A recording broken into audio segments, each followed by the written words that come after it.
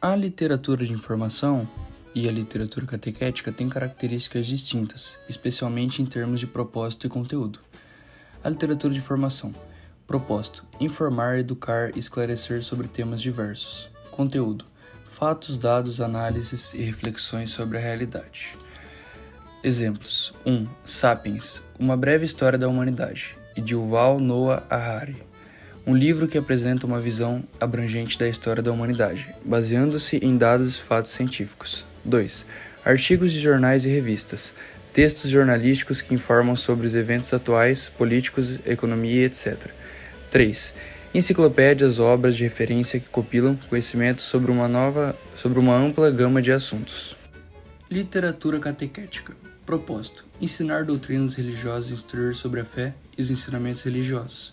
Conteúdo: textos sagrados, explicações teológicas, moralidade e ritos religiosos. Exemplos: 1. Bíblia Sagrada é a principal fonte da literatura catequética para os cristãos, contendo os ensinamentos e histórias de fé. Catecismos: livros que explicam os princípios da fé, como o Catecismo da Igreja Católica. 3. Escritos de santos e teólogos: obras que exploram e explicam a teologia e a moralidade da fé, como os escritos de Santo Agostinho ou São Tomás de Aquino. Essas categorias de literatura têm diferentes objetivos e abordagens, sendo a literatura de informação mais focada em dados e fatos, enquanto a literatura catequética é voltada para a transmissão dos ensinamentos religiosos e da fé. A carta de Pero Vaz de Caminha. Senhor, posto que o capitão mor desta vós frota, e assim os outros capitães, escrevam a vossa alteza, a nova do achamento desta vossa terra nova, que nesta navegação agora se achou. Não deixarei também de dar minha conta disso, a vossa alteza, o melhor que eu puder, ainda que, para o bem contar e falar. O saiba fazer melhor que pessoalmente, ali está, e virá, mas o que eu rei dizer, é que a vossa alteza houve por mandar descobrir este caminho por mar para as partes do sul, como até agora se não sabia, e como de tudo darei conta a vossa alteza, não deixarei aqui de escrever por parte. Padre José de Anchieta. O Padre José de Anchieta foi responsável pelas obras de cunho catequético brasileiras.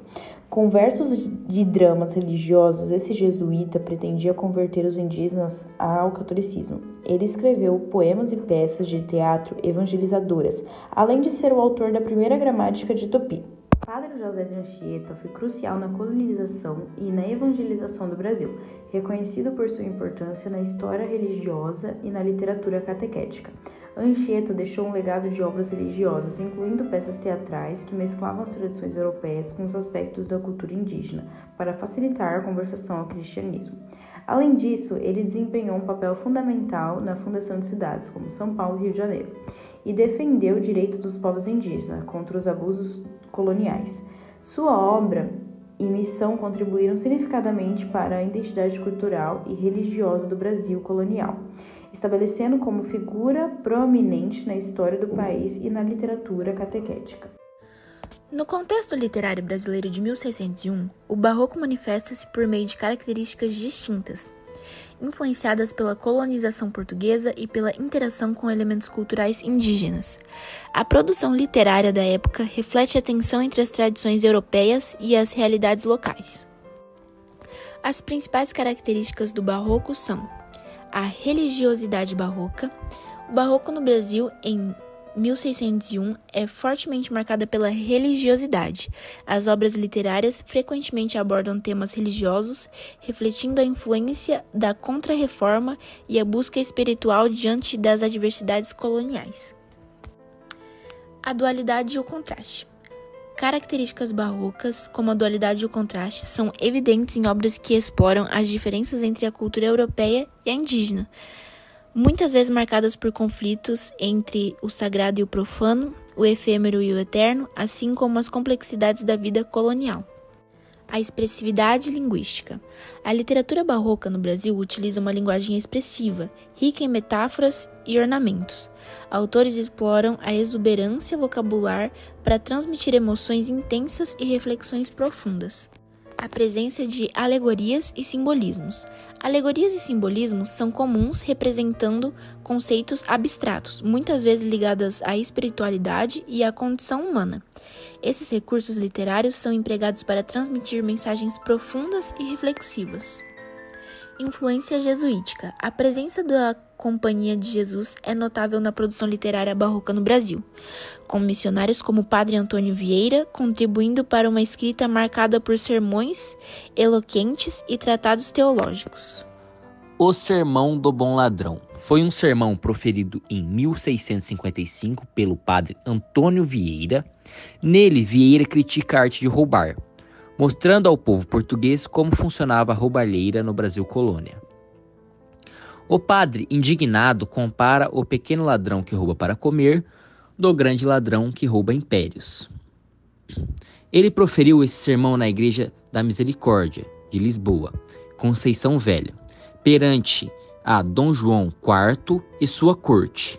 Lá também estavam os maiores dignitários do reino, juízes, ministros e conselheiros. Observa-se que, em um lance profético que mostra o seu profundo entendimento sobre os problemas do Brasil, ele ataca e critica aqueles que se valiam da máquina pública para enriquecer ilicitamente. Denuncia escândalos no governo, riquezas ilícitas, venalidades de gestões fraudulentas e, indignado, a desproporcionalidade das punições, com exceção óbvia dos mandatários do século XVII. O padre adverte aos reis quanto ao pecado da corrupção passiva/ativa, pela cumplicidade do silêncio permissivo. O sermão apresenta uma visão crítica sobre o comportamento imoral da nobreza da época. Trecho do Sermão do Bom Ladrão. O ladrão que furta para comer não vai nem levar ao inferno. Os que não só vão, mas levam de quem eu trato são outros ladrões, de maior calibre e de mais alta esfera, os quais, debaixo do mesmo nome e do mesmo predicamento, distingue muito bem São Basílio Magno. Crítica do trecho do Sermão do Bom Ladrão. Nesse trecho do sermão, Padre Antônio Vieira argumenta que os ladrões que roubam por necessidade básica não merecem ir para o inferno, enquanto os verdadeiros ladrões, de maior calibre, que exploram e oprimem os mais fracos, são os que merecem condenação. Ele aponta a hipocrisia da sociedade ao condenar os pequenos ladrões, enquanto ignora os verdadeiros responsáveis pela injustiça social e pela miséria dos pobres. Esta é uma denúncia da desigualdade e uma chamada à compaixão e justiça para os menos privilegiados. Este poema tem como tema central a religiosidade, fala do arrependimento e o perdão. O eu lírico fica em conflito com suas atitudes na vida terrena e busca Deus para pedir perdão em busca da salvação. Já no título, o poema se dirige a Jesus Cristo. Na primeira estrofe, o eu lírico reconhece seus erros sendo um pecador, dialogando com Deus. Na primeira linha deste poema, a presença de uma figura de linguagem, que é a antítese, indicando ideia contrária, pois ao mesmo tempo que ele assume que pecou, afirma que não pecou. Na segunda estrofe, o eu lírico fala que do mesmo modo que a culpa que fez se arrepender de seus pecados, Deus possui o poder de perdoar. Na terceira estrofe, o eu lírico admite que está perdido no pecado, então ele recorre a uma passagem bíblica, da parábola da ovelha desgarrada. Na quarta e última estrofe, o eu lírico se compara com a ovelha desgarrada. Na primeira linha está presente a metáfora. Ele utiliza da súplica a Deus em pedido de misericórdia para perdoar seus erros. Cristo perdoa o pecador, pois, assim como Deus se preocupa com a ovelha perdida, se preocupa com os pecadores que se arrependem. A principal contradição é de que quanto mais o poeta comete pecados, mais o Senhor deve perdoá-lo